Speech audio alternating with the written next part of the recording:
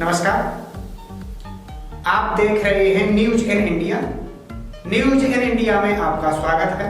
आइए नजर डालते हैं आज की कुछ खास खबरों पर। बिहार चुनाव के लिए एनडीए में सीट बंटवारे के बाद बीजेपी ने 27 उम्मीदवारों की पहली सूची की जारी।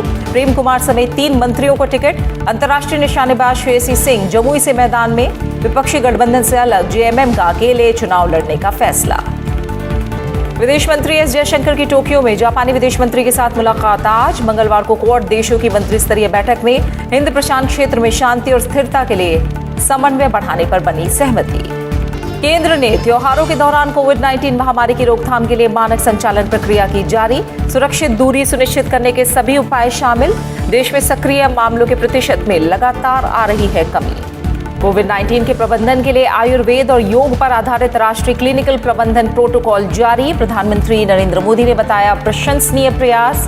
कहा इस प्रोटोकॉल में शरीर की रोग प्रतिरोधक क्षमता बढ़ाने और कोविड-19 से संघर्ष को और मजबूत करने पर जोर। और वन्यजीव सप्ताह के मौके पर प्रधानमंत्री नरेंद्र मोदी का संदेश। कहा देश के विकास की जरूरतें सर्वोपरि, लेकिन वन्यजीव और जैव विविधता भी उतनी ही जरूरी। वन्यजीव संरक्षण को बताया भारतीय परंपरा और संस्कृति का अभिन्न हिस्सा।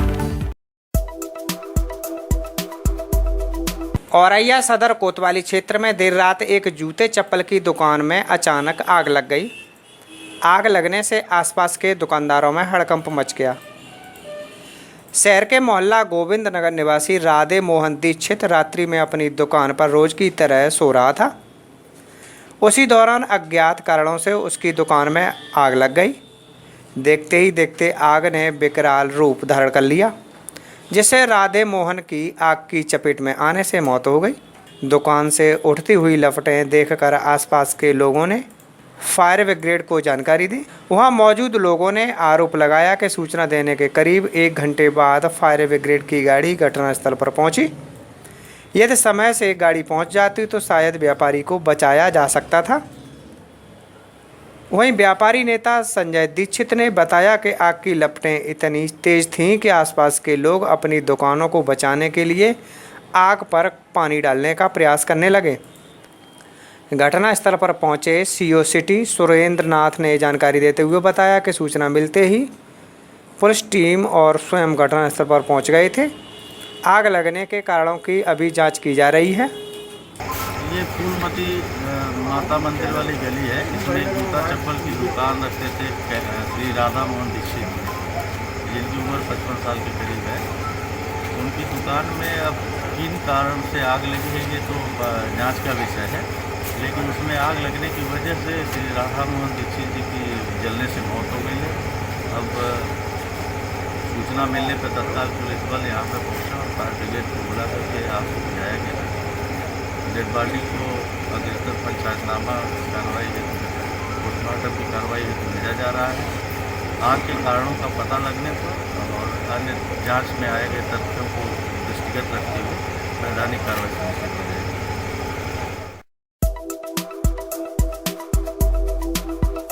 आगरा जाटव महापंचायत ने बसपा द्वारा हाथरस मामले में पीड़ित युवती के घर शोक संवेदना देने के लिए प्रतिनिधिमंडल नहीं भेजने पर रोष जताया और बसपा सुप्रीमो मायावती के पोस्टर और पार्टी के झंडे जलाकर अपना विरोध प्रदर्शन किया। जगदीशपुरा में डॉक्टर भीमराव अंबेडकर बगीची के पास आगरा जाटव महापंचायत के अध्यक्ष रामवीर सिंह करदम ने कहा कि बसपा अध्यक्ष अनुसूचित जाति के लोगों के साथ अत्याचार होने पर केवल ट्विटर पर सक्रिय हैं, धरातल पर नहीं। मायावती सिर्फ ट्विटर की राजनीति करती हैं। उधर मायावती का पोस्टर और पार्टी के बैनर जलाए जाने की सूचना पर बसपा नेता जगदीशपुरा थाना पहुंचे। उन्होंने तहरीर दी है। जगदीशपुरा थाना प्रभारी ने बताया कि बसपा जिलाध्यक्ष विमल की तहरीर पर धर्मवीर और अज्ञात के खिलाफ धारा 144 का उल्लंघन, भावनाओं को ठेस पहुंचाने की धाराओं में मुकदमा दर्ज कराया है। क्योंकि दलित समाज के ऊपर आज जो उत्तर प्रदेश के अंदर जो अन्याय अत्याचार और उनके साथ हमारी बहन बेटियों के साथ जो रेप और उनके साथ हत्याएं हो रही हैं, इस मुद्दे पर बहन मायावती का ना बोलना ये दर्शाता है कि बहन मायावती जी को दलितों से कोई संबंध नहीं है, दलितों से कोई लेना देना नहीं है। सिर्फ दलितों को गुमराह करके अपना वोट हासिल करना चाहती हैं। दलित समाज अब बहन जी का बधुआ मजदूर नहीं है। और आगे हम उनको बता देंगे कि वोट हम किसको देंगे, किसको नहीं देंगे। वोट हम देंगे जो हमारे दलित समाज के लिए काम करेगा, हमारे दलित समाज के दुख सुख में खड़ा रहेगा और दलित समाज की जो आवाज उठाएगा। यूपी के हाथरस में युवती के साथ हुए कथित गैंग रेप के बाद हत्या का मामला गरमाया हुआ है। एक तरफ जहां लोगों में मामले को लेकर रोष है, तो वहीं दूसरी तरफ बाराबंकी में बीजेपी के नेता का एक बयान विवादों के घेरे में आ गया।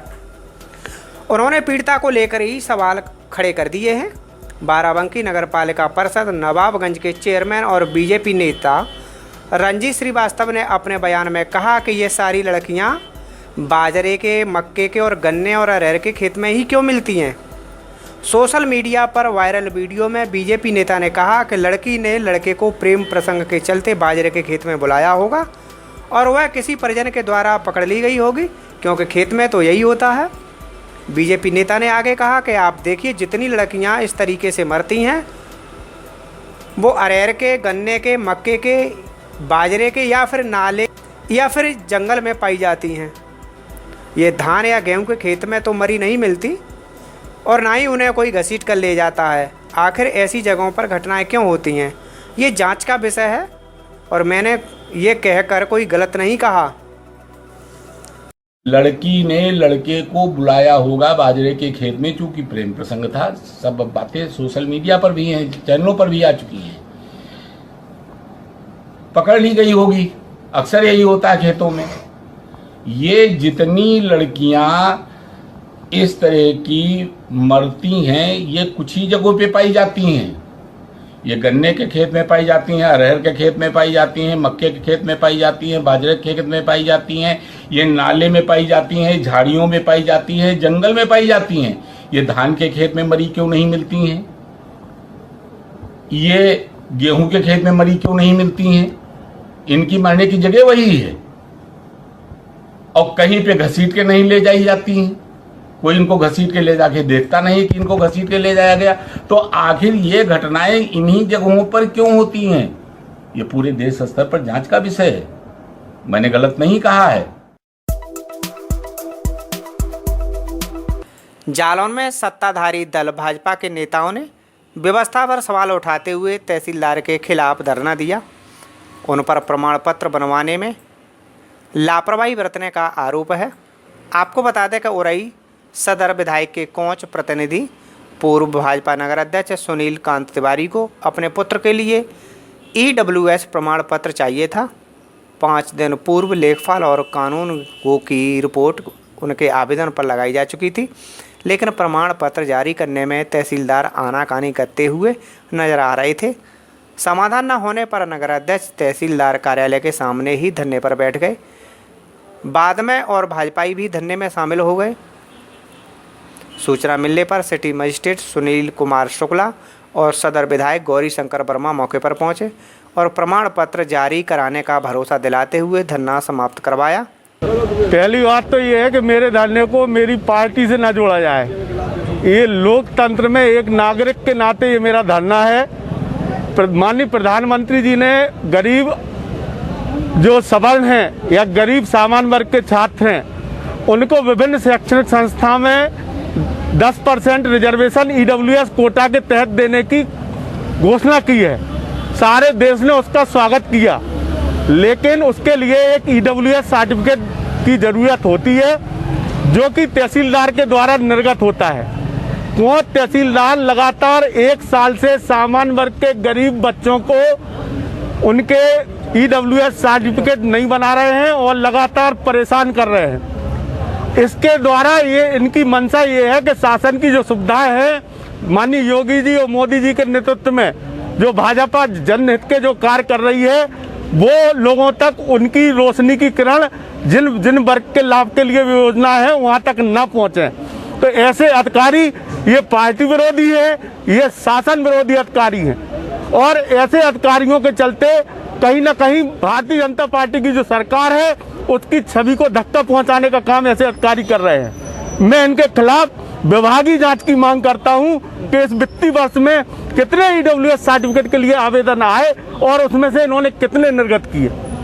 उधर तहसीलदार राजेश विश्वकर्मा का कहना है कि सुनील कांत के कागजों में लेखपाल द्वारा जो रिपोर्ट दी गई वह अलग अलग होने के कारण भ्रम की स्थिति बनी हुई थी।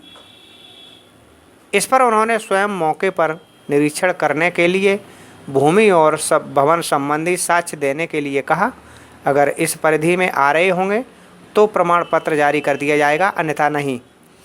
तहसीलदार ने बताया कि अभी तक उनके पास 59 EWS के आवेदन आए, जिनमें से 53 जारी कर चुके हैं। देखिए, एक EWS प्रमाण पत्र के लिए सहस्त्रांशु के नाम से आवेदन आया था, जिनके पिता सुनील कांत तिवारी जो धरने में बैठे हुए हैं। इन्होंने EWS प्रमाण पत्र के लिए आवेदन किया था क्योंकि इन्होंने अपना निवास स्थान नगर पालिका क्षेत्र में बताया। तो नगर पालिका क्षेत्र में EWS जारी होने के लिए 2 क्राइटेरिया हैं। एक ये कि आय 8 लाख रुपए से कम हो, दूसरा ये नगर पालिका क्षेत्र में 100 वर्ग गज से कम का प्लाट हो। इन्होंने अपने आय के समर्थन में ITR की कॉपी लगाई जो 8 लाख रुपए से कम है, जिसको मेरे द्वारा स्वीकार किया गया। लेखपाल की रिपोर्ट में जो प्लॉट का एरिया लिखा गया वो 100 यार्ड से 100 स्क्वायर यार्ड से ज़्यादा है। ऐसी स्थिति में इनका प्रमाण पत्र बनने योग्य नहीं था। मेरे द्वारा इनसे कहा गया कि आपका प्रमाण पत्र इस आशय से नहीं बन पाएगा क्योंकि आप नगर पालिका क्षेत्र में जितनी ज़मीन रिक्वायर है इस प्रमाण पत्र के लिए उसको आप फुलफ़िल नहीं करते हैं। इनके द्वारा मौखिक रूप से ये कहा गया कि उक्त भूमि या भवन हम 2 भाइयों के नाम है, उसकी रजिस्ट्री है। मेरे द्वारा इनसे कहा गया कि यदि रजिस्ट्री है और आपके 2 भाइयों के नाम है पूरी ज़मीन, तो उसका कोई कागजात आप हमारे समक्ष प्रस्तुत करें जिससे ये पता चल सके कि आपके हिस्से में कितनी भूमि आती है। इसके संबंध में उन्होंने बिल्कुल से कोई पत्रजात प्रस्तुत करने की इच्छा नहीं जाहिर की और जा करके सीधे धरने में बैठ गए। इन्होंने कहा मेरे बच्चे की आज काउंसलिंग है। जाहिर सी बात है, किसी बच्चे का अगर प्रवेश होता है तो मुझे भी इस बात का कष्ट होगा कि अगर मेरी वजह से अगर किसी का प्रवेश बाधित हो। मैंने नायब तहसीलदार और सदर लेखपाल दोनों को मैंने कहा कि चले जाइए, मौके पर आप इनकी रजिस्ट्री की कॉपी देख लीजिए, जो प्लॉट है उसका एरिया कैलकुलेट कर लीजिए। अगर ये क्राइटेरिया में आएंगे तो रिपोर्ट दीजिएगा, इनका बन जाएगा। यदि क्राइटेरिया में ये नहीं आएंगे तो इनका जारी नहीं होगा। इन्होंने जो भी सोचा गाड़ी के आगे बैठ गए। ये ना नायब तहसीलदार को जाने दिए, ना ये लेखपाल को जाने दिए, और इन्होंने कहा मैं कोई पत्रजात प्रस्तुत नहीं करूंगा। तहसीलदार ज़बरदस्ती कर रहे हैं, ये जारी नहीं कर रहे हैं प्रमाण पत्र। इनके ऊपर इन्होंने एक आरोप और लगाया कि यहाँ EWS प्रमाण पत्र जारी नहीं होते हैं। मैं आपको बता दूं कि हमारे यहाँ 59 EWS प्रमाण पत्र के लिए आवेदन आए थे, जिसमें से 53 जारी हो चुके हैं। उसका अभिलेख भी कार्यालय में मौजूद है। 6 प्रमाण पत्र वर्तमान में जारी होना अवशेष हैं, वो भी जांच प्रक्रिया के अंतर्गत हैं। यथाशीघ्र वो भी जारी हो जाएंगे। यूपी सरकार में मंत्री स्वाति सिंह ने सरोजनी नगर के तहसीलदार मनीष त्रिपाठी को जमकर फटकार लगाई। उन्होंने कहा कि तहसील में गुंडागर्दी बिल्कुल बर्दाश्त नहीं की जाएगी। आरोप है कि सरोजनी नगर तहसील के नायब तहसीलदार मनीष त्रिपाठी रिवाल्वर लगाकर तहसील के अंदर घूमते हैं। साथ ही तहसील दिवस के मौके पर वह मौके से गायब मिले। जब उन्हें सूचना मिली कि मंत्री तहसील आई हैं, तब जाकर वह तहसील पहुंचे। मंत्री स्वाति सिंह ने DM से बात करके नायब तहसीलदार के रिवाल्वर का लाइसेंस रद्द करने की बात की है। वहीं नायब तहसीलदार का कहना है कि मंत्री ने लाइसेंसी रिवाल्वर रखने पर आपत्ति की थी।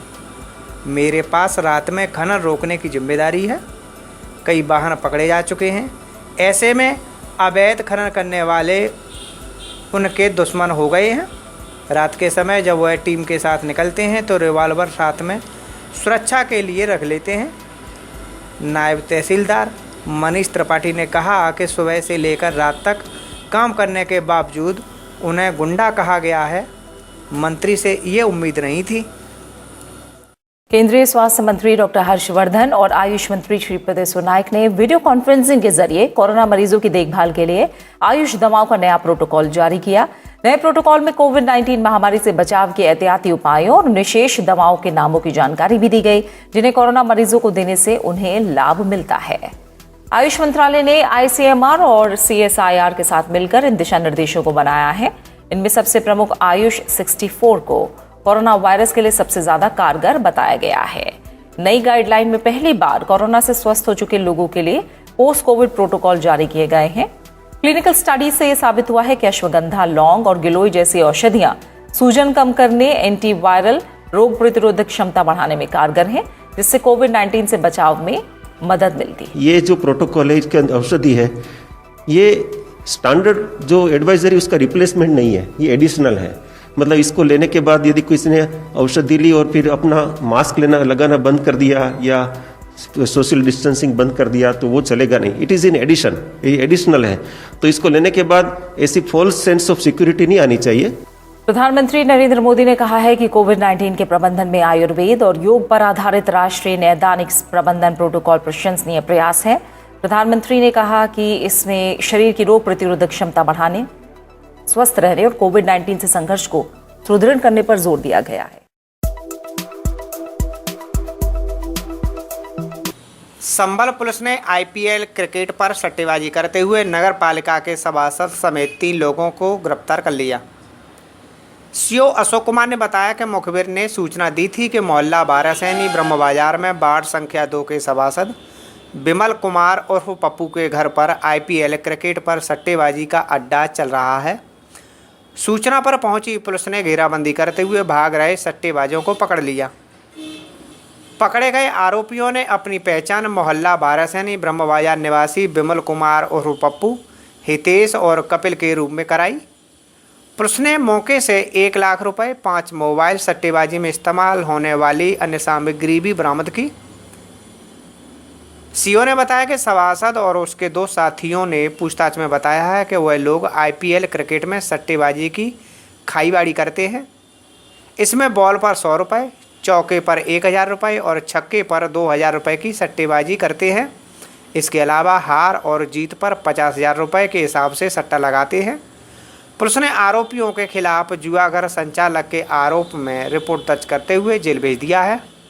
दिनांक 5/10/20 को प्रभारी निरीक्षक चंदौसी को सूचना मिली कि कुछ लोग बारासैनी ब्रह्म बाजार में जुए का सट्टा खिलवा रहे हैं। इस सूचना के आधार पर इन्होंने अपनी टीम स्वयं ये गए। वहाँ पे जाके जब मुखबिर सूचना मिलने के बाद स्थान पर गए तो वहाँ पे एक व्यक्ति जिसका नाम विमल कुमार पप्पू है, वो सट्टा खिलवा रहा था। उसके साथ वहाँ पे हितेश और कपिल 2 और मौजूद थे, जिनको पुलिस ने तत्काल प्रभाव से गिरफ्तार कर लिया है। और उस समय जब उनकी तलाशी ली गई तो उसके पास से 1 लाख नगद रुपया, LED, एक कैलकुलेटर, 1 अदद set top box, adapter, register और पेन बरामद हुआ है। जब इसके बारे में जानकारी की गई कि इसके ऊपर पूर्व में भी इसका आपराधिक इतिहास रहा है, चंदौसी थाना में ही इसका आपराधिक इतिहास था। इसका ये 2 बार बूथ कैप्चरिंग में भी ये पकड़ा गया है और इस समय वर्तमान में ये सभासद है और पुलिस इनके खिलाफ विधिक कार्रवाई कर रही है। हाँ, ये आईपीएल मैच के सट्टे में पकड़े गए। हाथरस गैंगरेप मामले की जांच के लिए सचिव गृह की अध्यक्षता में बनाई गई 3 सदस्यीय एसआईटी आज अपनी रिपोर्ट पेश नहीं करेगी। सीएम योगी आदित्यनाथ ने एसआईटी को जांच के लिए 10 दिन की और मोहलत दी है। यूपी के अतिरिक्त मुख्य सचिव अवनीश अवस्थी ने बताया कि मुख्यमंत्री योगी आदित्यनाथ के आदेशों के बाद एसआईटी को अपनी रिपोर्ट देने का समय 10 दिन बढ़ा दिया है। सूत्रों का कहना है कि एसआईटी ने अपनी पड़ताल के दौरान 100 से अधिक लोगों के बयान कलमबंद किए हैं। इसमें पीड़िता के परिवार के अलावा अभियुक्तों, पुलिस और प्रशासन के अधिकारियों के बयान भी शामिल हैं। इस मामले में कुछ और अधिकारियों के खिलाफ भी कार्रवाई की सिफारिश की जा सकती थी। वहीं एसआईटी द्वारा प्रारंभिक रिपोर्ट सौंपने के बाद मुख्यमंत्री योगी आदित्यनाथ ने मुख्यमंत्री, हाथरस के एसपी, सीओ समेत 5 पुलिसकर्मियों को निलंबित कर दिया था। हाथरस कांड में 4 आरोपी फिलहाल गिरफ्तार किए जा चुके हैं। पीड़िता के परिवार और विपक्ष के आरोपों के मद्देनजर यूपी सरकार ने पहले 3 सदस्यीय एसआईटी गठित कर जांच के आदेश दिए थे, लेकिन इस कांड को लेकर सरकार और पुलिस के एक्शन पर सवाल उठने लगे थे, जिसके बाद यूपी सरकार ने सोमवार को ये मामला सीबीआई को ट्रांसफ़र कर दिया। गौरतलब है कि हाथरस जिले में 14 सितंबर को 19 वर्षीय दलित लड़की से 4 युवकों ने कथित रूप से सामूहिक दुराचार किया था। इस लड़की की बाद में 29 सितंबर को दिल्ली के सफदरगंज अस्पताल में मृत्यु हो गई थी। मौत के बाद पुलिस ने रात में अंतिम संस्कार करा दिया था, जिसके बाद काफ़ी बवाल हुआ। परिवार का कहना था कि उसकी मर्जी से पुलिस ने पीड़िता का अंतिम संस्कार नहीं किया। वहीं पुलिस ने इन दावों को खारिज किया है।